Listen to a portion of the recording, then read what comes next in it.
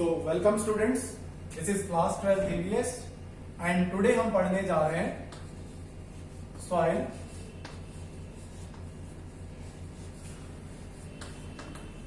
Degradation. तो सबसे पहले हमें अंडरस्टैंड करना है what is soil and then उसके बाद व्हाट इज डिग्रेडेशन। सो जहां तक सॉइल की बात हम करें, it is a natural product. What is soil? It is a natural product. But अगर ये नेचुरल प्रोडक्ट है तो बनता कैसे है? Form from weathered rock which is form from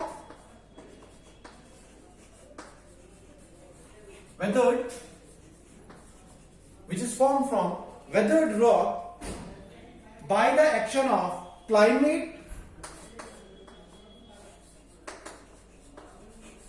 and living organisms.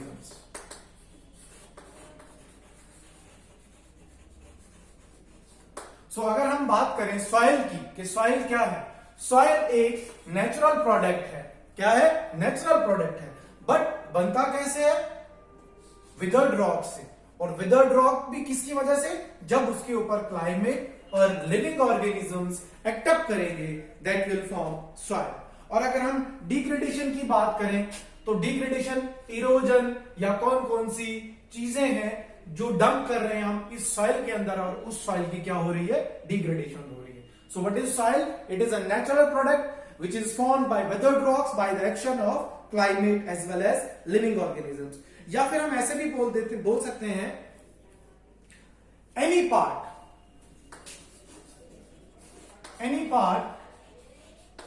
Of earth where plants grow. जमीन का ऐसा हिस्सा, any part of earth crust in which plants grow, या जहां पे पौधे उग सकते हैं, सो दैट इज, हम उसको बोल सकते हैं वो क्या है? That is soil. अब अगर हम बात करें स्टडी ऑफ सॉइल, इस पर्टिकुलर सॉइल की जो स्टडी है, study of soil, that is called as pedology. Pedo means soil, pedo means soil and study of soil means pedology. The one who studies the soil, that is called as pedologist. So ये था soil के बारे में कि soil क्या है, soil की degradation कैसे कैसे हो रही है। और अब हम पढ़ने जा रहे हैं कि soil बनती कैसे है, then soil degradation पे आएंगे हम। First we need to understand that how this particular soil is being formed or made.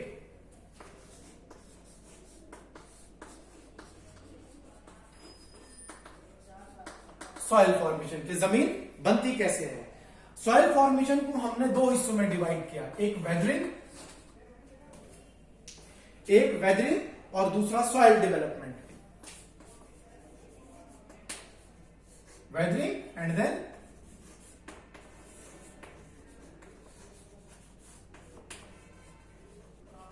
Soil development. So number 1 हम स्टडी करेंगे weathering. Weathering means break down of big rock into smaller ones.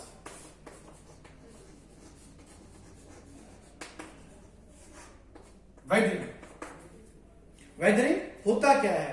Weathering एक ऐसा mechanism है, for example ये कोई बड़ी सी चट्टान है, बड़ी रॉक है। इस रॉक की जब, फॉर एग्जांपल ये सन है, this is the ultimate source of energy, sun, and this is the rock. Sun is the ultimate source of energy that provides heat as well as light to all the universal bodies, creatures. अब सूरज की रोशनी इसके ऊपर पड़ेगी, ये heat up हो जाएगी, ये rock heat up हो जाएगी, ये रॉक हीटअप हो जाएगी।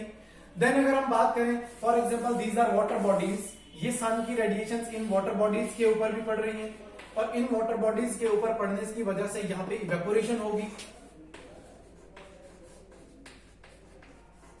इस इवेपोरेशन के बाद ये जब एटमॉस्फेयर में जाएंगे वाटर वेपर्स, तो वहां पे कंडेंसेशन होगी and that will come down to earth as well on this rock in the form of rain. ठीक है। सो सन की रेडिएशन जब इस रॉक के ऊपर पड़ी, ये रॉक हीटअप हो गई। हीटअप होने के बाद वाटर बॉडीज से इवेपोरेशन हुई, ऊपर एटमॉस्फेयर में जाके कंडेंसेशन हुई, एंड दैट वो जो वाटर वेपर्स यहां से इवेपोरेट हुए थे, they come down to earth in the form of rain, और जब वो रॉक के ऊपर पड़ेंगे बारिश, तो इस रॉक के ऊपर क्रैक्स पड़ने शुरू हो जाएंगे, ठीक है। And this is a very slow process. In cracks की वजह से क्या होगा, फाइनली ये रॉक टूट जाएगी और उसके टूटने के बाद जो सॉइल के वो जो रॉक के पार्टिकल्स है वो स्मॉलर पार्टिकल्स बन जाएंगे, छोटे छोटे पार्टिकल्स, और देन उनको विंड या वाटर अपने साथ बहा के ले जाएगी और वो एक पर्टिकुलर जगह सेटल डाउन हो जाएंगे। That results in the formation of soil, ठीक है। This was the first step. Then अगर हम इसकी बात करें वेदरिंग के अंदर, नंबर 1 ए पार्ट जो है that is waiting and drawing, जो मैंने अभी बोला। Number 1 step is wetting and then drying, and second part is heating and cooling, heating as well as cooling, and then heating and cooling के बाद glaciation, that is falling of large snow masses in rock, glaciation.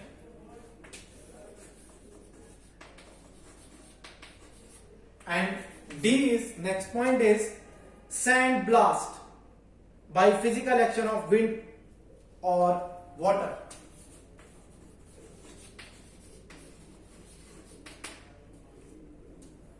सो अगर हम soil formation के अंदर weathering की बात करें तो वेदरिंग के अंदर सबसे पहला प्रोसेस, एक बार इसको हम फिर स्टडी करेंगे और ये सारे पॉइंट्स मैं इसी में इंक्लूड करूंगा। वेटिंग और ड्राइंग कैसे होती है, हीटिंग एंड कूलिंग कैसे होती है, and then glaciation, and then finally sand blast. This sun, this is the ultimate source of energy. Every creature on this universe receive equal amount of sunlight. So वो sunlight इस rock के ऊपर भी पड़ेगी, वो सनलाइट इस water body के ऊपर भी पड़ेगी, और वाटर बॉडीज के साथ साथ में जो ट्रीज है जहां से इवेपोरेशन हो रही है, ट्रांसपायरेशन हो रही है, गटेशन हो रही है, वो वो वेपर्स जो है इवेपोरेशन के थ्रू एटमॉस्फेयर में चले जाएंगे। एटमॉस्फेयर के अंदर उसकी कंडेंसेशन होगी, और कंडेंसेशन होने के बाद that will come down to earth in the form of rain. So वहां पे क्या हुआ, पहले वेटिंग एंड ड्राइंग, वो कैसे हुई, अब जब सन की रेडिएशन इस रॉक के ऊपर पड़ रही थी, ये हीट भी हो रही थी, कूल भी हो रही थी और ड्राई भी हो रही थी, तीन चीजें हो रही थी। ये रॉक हीटअप हो गई, देन शाम के वक्त कूल हो गई, एंड फाइनली वाटर वेपर्स जो इसके अंदर थे वो एब्जॉर्ब हो गए और ये ड्राई हो गई।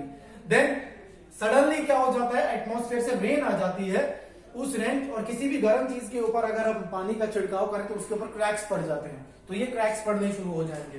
Then glaciation means by any chance ये रॉक जो है ये चला जाएगा किसी falling of large snow masses in rock, तो स्नो मासेस इस रॉक में चले जाएंगे जिसकी वजह से ये वेट हो जाएगी, एंड फाइनली ये प्रोसीजर चलता रहेगा चलता रहेगा चलता रहेगा और इस रॉक की ब्रेकडाउन हो जाएगी और ये टूट जाएगी फाइन पार्टिकल्स में और जेट सैंड बन जाएगी, और वो सैंड ब्लास्ट बाय विंड या by water by any means वो इसको बहा के ले जाएगी अपने साथ और एक पर्टिकुलर जगह पे उन सैंड पार्टिकल्स को, उन डस्ट पार्टिकल्स को वो सेटल डाउन कर देगी, विंड या वाटर।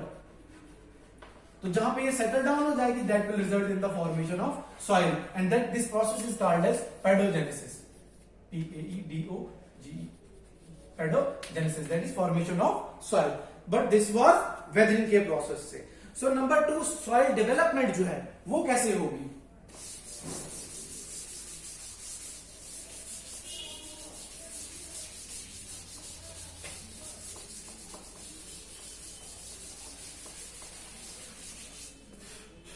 अब अगर हम सॉइल डेवलपमेंट की बात करें तो वो होगी पैडोजेनेसिस, जो मैंने आपको बोला, modification through various types of interactions. अब ये होगी by various types of interactions. Soil development होगी कैसे, by various types of interactions. Number 1 point क्या, that is hydration. Number 1 is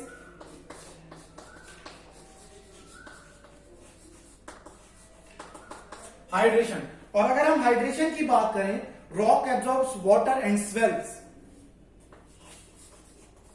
rock absorbs water and swells. For example ये कोई rock थी, इसके ऊपर जब वाटर एक्ट अप किया तो ये रॉक जो थी ये थोड़ी सी स्वेल हो गई। क्या हो गई, स्वेल हो गई, क्योंकि वो वाटर जो था इस पर्टिकुलर रॉक के अंदर एब्जॉर्ब हो गया।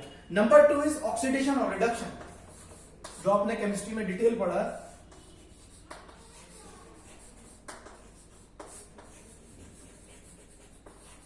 Oxidation, addition of oxygen and reduction, removal of hydrogen. लेकिन अगर हम यहां बात करें ऑक्सीडेशन और रिडक्शन की, तो रिवर्सिबल चेंज,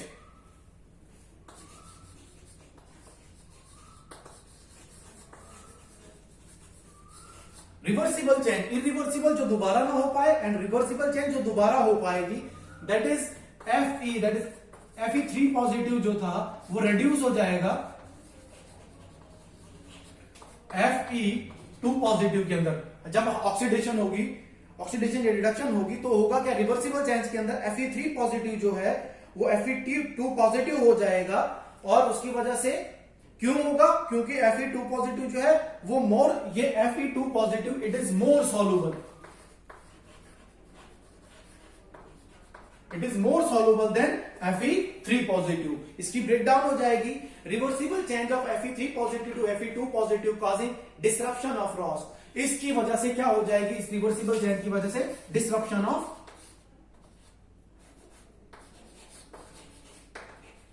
रॉक, ठीक है, इसकी वजह से डिस्ट्रक्शन ऑफ रॉक हो जाएगी।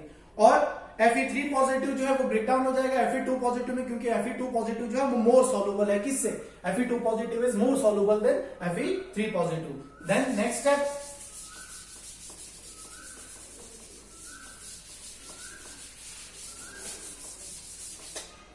और अगर हम नेक्स्ट स्टेप की बात करें, दैट इज कार्बोनेशन।